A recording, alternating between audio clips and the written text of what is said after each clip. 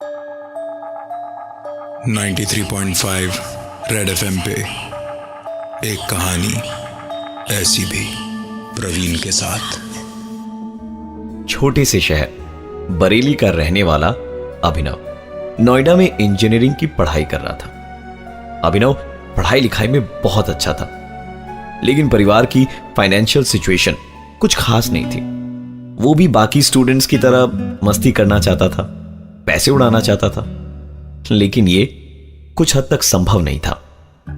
अभिनव के हाथ में उसकी इंजीनियरिंग की डिग्री थी और उसने ठान लिया था कि अब तो इतने पैसे कमाऊंगा कि पैसे घर भेजने के बाद भी इतने जरूर बचे कि थोड़ी बहुत मस्ती जरूर कर सकूं। चेन्नई की एक कंस्ट्रक्शन कंपनी में उसकी नौकरी भी लग गई। पहले 10 दिन उसने कंपनी की गेस्ट हाउस में बिताए। इस बीच इधर उधर खोजबीन के बाद उसे एक 2 BHK फ्लैट रेंट पर मिल गया। ऑफिस से थका हारा अभिनव जब घर पहुंचा तो रात का खाना बनाया और उसके बाद किताबें पढ़ते पढ़ते उसे कब नींद आई पता ही नहीं चला। आधी रात गई उसकी नींद एक आवाज से टूटी। घड़ी की तरफ देखा तो करीबन 1 बजे थे उस समय। आवाज घर के मेन गेट से आ रही थी। कई सवाल उमड़ रहे थे अभिनव के मन में। कौन हो सकता है इस समय? क्योंकि इस शहर में तो वो ज्यादा लोगों को जानता भी नहीं है। जैसे जैसे वो दरवाजे की तरफ आगे बढ़ रहा था, उसे एक अजीब सा भय अंदर तक सहमा रहा था। ऐसा लग रहा था मानो कोई ठीक उसके पीछे हो, परंतु पीछे घूमने की वो हिम्मत न कर सका। बस 2 कदम के फासले पर था अभिनव उस दरवाजे से कि अचानक वो आवाज बंद हो गई। अभिनव ने फिर भी हिम्मत करके दरवाजा खोला तो वहां कोई भी मौजूद नहीं था। अभिनव ने दरवाजे को बंद किया और पलटकर वापस कमरे की तरफ जैसे ही आगे बढ़ा, एक बार फिर वो आवाज उसके कानों तक आई। दरवाजा खोलने के लिए जैसे ही उसने अपने हाथ बढ़ाए, आवाज सामने के दरवाजे से आना बंद हो चुकी थी, क्योंकि इस बार दरवाजे पर हो रही दस्तक पीछे के दरवाजे से आ रही थी। पीछे था वो कमरा जो ब्रोकर ने अभिनव को नहीं दिया था।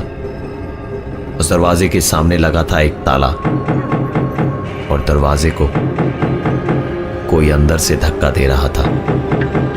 अभिनव और बर्दाश्त नहीं कर पाया और सीधा अपनी बिल्डिंग से बाहर निकलकर परेशानी वाली हालत में अपने दोस्त ऋषि को फोन करने लगा। 93.5 रेड एफएम पे एक कहानी ऐसी भी, प्रवीण के साथ। शहर नया था और ये घर भी। चेन्नई के इस 2 BHK फ्लैट में अभिनव की ये पहली रात थी जो दरवाजों पर होने वाली दस्तक से उसे अंदर तक डरा चुकी थी। और गौरतलब बात यह थी कि दस्तक उस कमरे से भी आ रही थी जिसके बाहर ताला लगा था। अभिनव डर के मारे अपनी बिल्डिंग के बाहर भागा और रात करीबन 1:15 बजे पागलों की तरह अपने दोस्त ऋषि को फोन करने लगा। ऋषि के फोन उठाने पर अभिनव ने उसे सारी बात बताई। आधे घंटे के ठीक बाद ऋषि उसके घर के बाहर था। दोनों एक साथ घर के अंदर प्रवेश करते हैं। चारों तरफ सन्नाटा था, ना कोई दस्तक और ना ही कोई और आवाज। दोनों काफी देर तक एक दूसरे से बातें करते रहे और उसके बाद तकरीबन 3-3:30 बजे उनकी आंख लगी। ऋषि को नींद में कुछ समझ नहीं आ रहा था, पर वो एक अजीब सी आवाज को सुन पा रहा था। ऐसी आवाज उसने आज से पहले कभी नहीं सुनी थी। जो आवाज अब तक उसे बड़ी दूर से सुनाई दे रही थी, वो अब धीरे धीरे और भी ज्यादा जोर पकड़ते हुए उसके कानों के पास आ रही थी। ऋषि इन चीजों को और बर्दाश्त नहीं कर पा रहा था। उसने अभिनव को नींद से जगाया और उसे सुनाई दे रही आवाज के बारे में बताया। अभिनव ने कहा यह शायद उसका वहम है। अभिनव को कोई भी आवाज सुनाई नहीं दे रही थी। ऋषि के सर से पसीना तरबतर गिरे जा रहा था, क्योंकि उसे वो आवाज साफ तौर पर सुनाई दे रही थी और वो धीरे धीरे उसे पागलपन की ओर घसीट रही थी। तभी अचानक अभिनव ने कहा कि क्या तुमने किसी के दरवाजे को खटखटाने की आवाज सुनी? ऋषि ने बताया कि उसे दरवाजे को खटखटाने की कोई आवाज नहीं आ रही है, पर इस तरह की आवाज सुनाई दे रही है।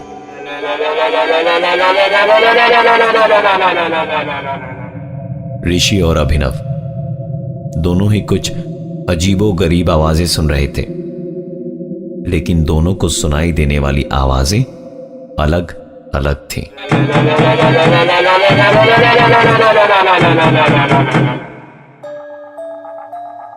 93.5 रेड एफएम पे एक कहानी ऐसी भी, प्रवीण के साथ।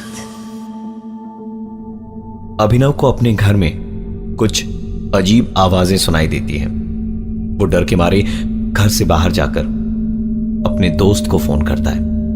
घर में उसके दोस्त ऋषि को कुछ और अभिनव को कुछ और, दोनों को अलग अलग आवाजें सुनाई देती है। दोनों वहां से भागकर ऋषि के घर चले गए। रात बीतने के बाद सुबह ही अभिनव ने ब्रोकर को फोन लगाया और रात वाली बात बताई। ब्रोकर ने कहा साहब, नया शहर है, नए लोग हैं, इसलिए शायद आपको ऐसा लग रहा होगा। अरे 2-3 दिन की बात है, एक बार आप इस माहौल से एडजस्ट हो जाए, फिर देखिए सब ठीक हो जाएगा। पता नहीं क्यों, पर अभिनव को ब्रोकर की बातें सही लग रही थी। उसने अपना काम खत्म करा और थका हारा ऑफिस से लौटकर अपने घर का ताला खोल ही रहा था कि तभी पीछे से आवाज आई, तो आप ही हैं अभिनव साहब, सुना आपको बड़ी दिक्कत हुई रात को। पलटकर देखा तो सीढ़ी पर 45-50 साल का एक आदमी बैठा था। बातचीत आगे बढ़ी तो पता चला कि वो इस मकान के मालिक हैं। अभिनव ने घर का दरवाजा खोला और घर आए मेहमान को अपने साथ अंदर ले गया। अभिनव ने कल रात घटी सारी घटना विस्तार से बताई तो मकान मालिक ने पूछा कि ब्रोकर ने आपको दूसरे कमरे की चाबी क्यों नहीं दी? वो ब्रोकर कुछ गड़बड़ तो नहीं कर रहा?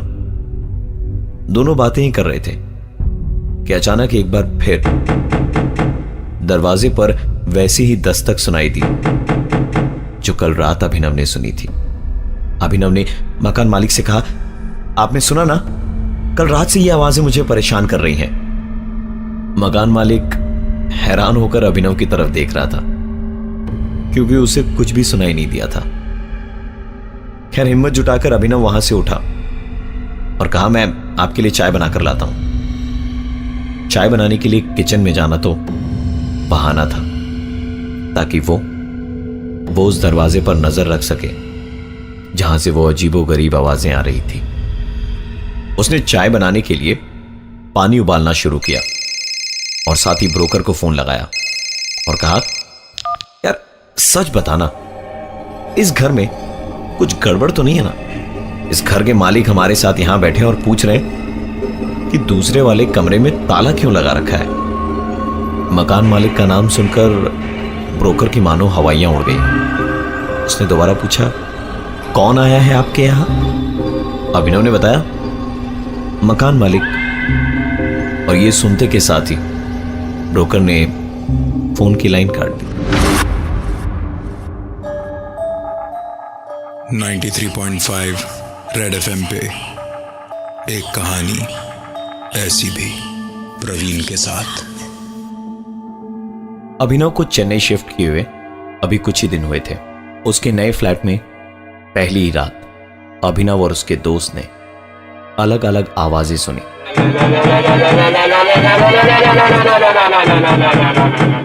और उसके ठीक अगले ही दिन जब अभिनव अपने घर में घुस रहा था, मकान मालिक वहां सीढ़ियों में बैठा था। जब अभिनव ने ब्रोकर को फोन करके बताया कि मकान मालिक घर आए हैं और वो उनके साथ बात कर रहा है, तो ब्रोकर हड़बड़ाता हुआ दौड़ते हुए उनके घर पहुंचा। दरवाजा खुला तो सामने ब्रोकर के चेहरे की हवाइयां उड़ी हुई थी और शरीर पसीने से भरा था। इससे पहले कि अभिनव कुछ कहता, ब्रोकर ने पूछा, मकान मालिक कहां है? अभिनव ने कहा, यहीं मेरे साथ कमरे में बैठे चाय पी रहे। पर आप मुझे यह बताओ कि आपने ये कमरा बंद करके क्यों रखा? इसकी चाबियां कहां हैं? उसने कहा, चाबियां तो मैं आपको दे दूंगा, पर क्या मैं एक बार मकान मालिक से मिल सकता हूं? अभिनव उन्हें अपने साथ कमरे में ले गया। सामने टेबल पर पड़ी थी 2 कप चाय और आधी खाई हुई बिस्किट। अभिनव कमरे में इधर से उधर झांक रहा था, क्योंकि जिस मकान मालिक की वो बात कर रहा था वो वहां मौजूद ही नहीं थे। और गौरतलब है कि उस घर से बाहर निकलने का सिर्फ एक ही द्वार था, जहां थोड़ी देर पहले अभिनव और ब्रोकर दोनों खड़े थे। ब्रोकर ने कहा कि आप पता नहीं किसकी बात कर रहे थे, क्योंकि इस मकान के मालिक ने आज से 5 साल पहले उस बंद पड़े कमरे में फांसी लगाकर आत्महत्या की थी। यह घर उसने बहुत शौक से खरीदा था। रिसेशन के कारण उसकी नौकरी चली गई थी। धीरे धीरे वो कर्ज में डूबता गया। मुसीबत की घड़ी में उसके परिवार ने भी उसका साथ छोड़ दिया और उसके अकेलेपन ने उसकी जान ले ली। उस घर से बाहर आने जाने का सिर्फ एक ही दरवाजा था। अभिनव ने आज तक इस तरह की चीज कभी अनुभव नहीं करी थी। उसने ब्रोकर से कहा कि मैं इस घर में 1 मिनट भी नहीं रह सकता, और सारी चीजें अपनी पैक करने लगा। ब्रोकर ने भी उसकी मदद करी। दरवाजे को बंद करते वक्त उस ब्रोकर एवं अभिनव दोनों ने देखा कि कैसे उस बंद कमरे के दरवाजे पर कोई अंदर से दस्तक दे रहा था। रात अभिनव ने ऋषि के घर गुजारी। अभिनव और ऋषि बातचीत कर ही रहे थे कि तभी अचानक उन्हें एक आवाज सुनाई दी।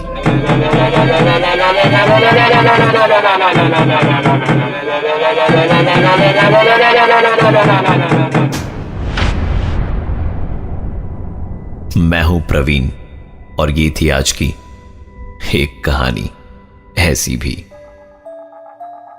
93.5 रेड एफएम पे एक कहानी ऐसी भी प्रवीण के साथ। दोबारा सुनने के लिए विजिट करिए हमारा YouTube channel 935 red TV. 93.5 red FM बजाते रहो।